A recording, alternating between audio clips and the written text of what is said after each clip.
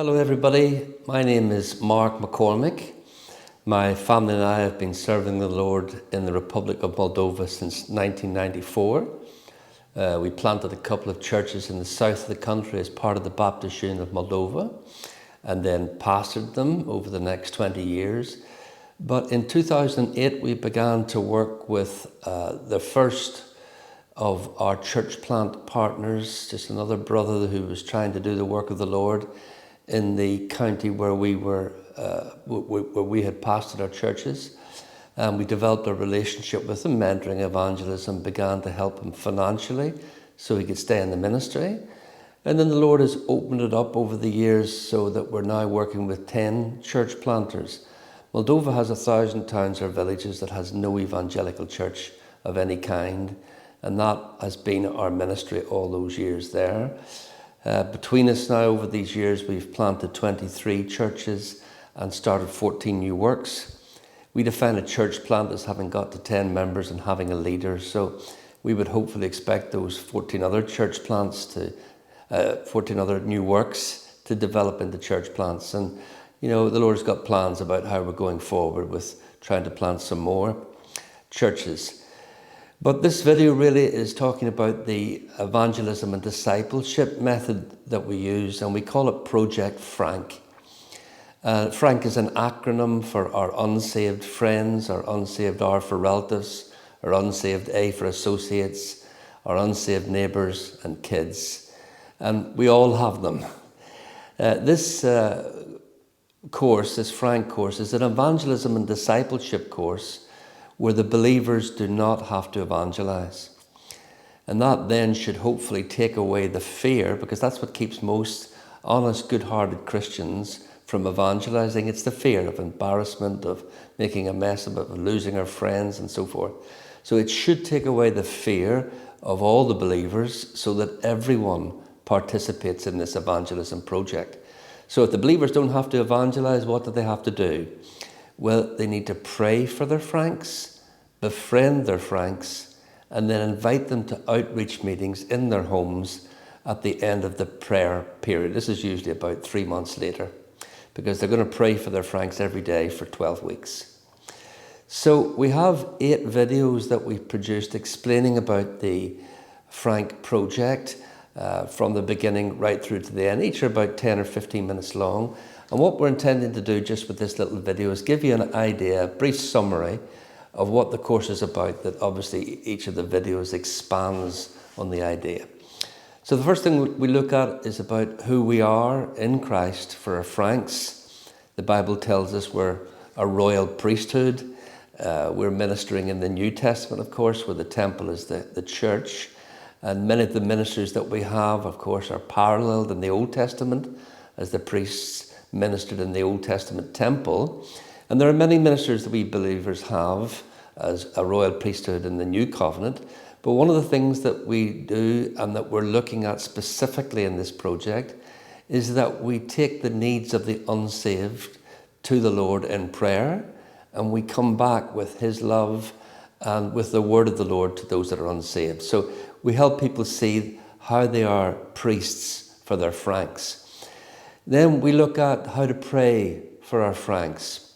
So the first thing we do, all the believers need to wait for 12 days for God to put on their hearts which Franks to pray for, which 2 friends, which 2 relatives, which 2 associates, neighbours and kids, and which 2 others. So we limit the prayers to 12 Franks. So we're not praying for something that's just too much for us to cope with, to pray on a daily basis.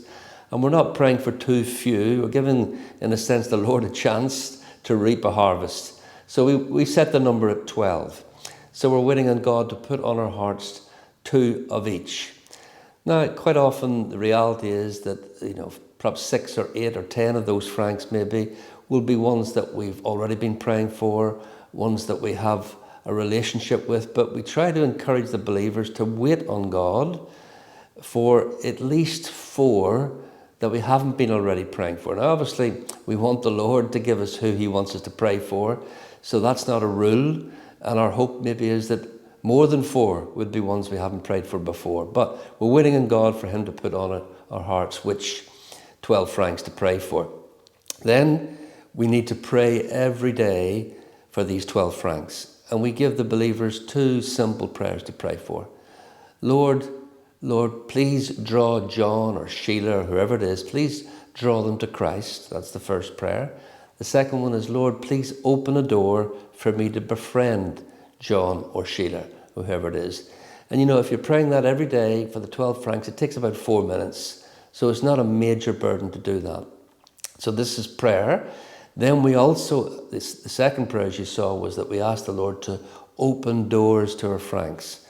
Now, this is probably the longest video that we have in the section explaining the concept of the Lord opening doors, which is very biblical, and teaching our believers to recognize a door when God opens it. There are 3 kinds of doors. He will open a practical door, where one of our francs has a practical need, a spiritual door, where they're opening up soul needs, problems they have from within, and then an evangelistic door when they're starting to ask about how they can be saved.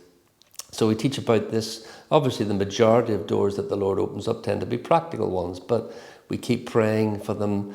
The believers keep praying for the practical doors to become spiritual doors. And then at the very least, an opportunity to invite our francs to an outreach meeting at the end of the 12 weeks of prayer, where we bring in proclamation evangelists to preach in people's homes, simple gospel message to between 6 and 10 francs, and make an appeal and lead them to Christ, God willing. So that's the preparation period in prayer. Then we also teach about how to work together in teams.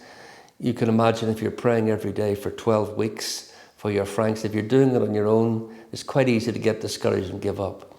If you're meeting together with 5 or 6 other believers who are praying for their francs and you're sharing what God has been doing, maybe nothing's happened in your francs for 2 or 3 weeks, but there is something that's happening in the other believers' francs, and it's exciting. And then we get encouraged, and then we're praying for each other's francs, in fact, owning each other's francs. So at the end of the project, when the evangelism comes, maybe there are 6 believers praying for 12 francs each, that's 72 francs. Maybe only 6 or 8 come to a franc meeting, and maybe only 2 or 3 get saved. But because we've all been praying for each other's francs, we all own the fruit. So it's encouraging and helps people press on forward. So then we look about how to do the actual outreach meeting itself. And then when people have responded, we look at how to do the follow-up, which of course is crucial, and which most churches tend to either not do at all or not do very well. So we have some talks on how to do that properly and what to do in the follow-up. And then we have the final talk is about the new believers discipleship course, for which we provide the materials, which are a series of studies, 8 studies, 10 studies actually we've extended it to now. First 5 studies are really representing the gospel week by week. And then the last 5 studies are about helping the person be established in Christ. And these are studies where we meet in groups and open up and discuss the verses that we've looked at during the week and the answers to the questions that were in the studies. I mean, these things have become obviously much clearer when you look at the talk on each subject. I'm just giving an outline of what happens, and that material is available. And also you will be able to find our contact details at the beginning of this video. So if you feel the Lord is maybe speaking to you, do please contact us. We'd love to help you get your church motivated and see people saved through God's grace. Thank you.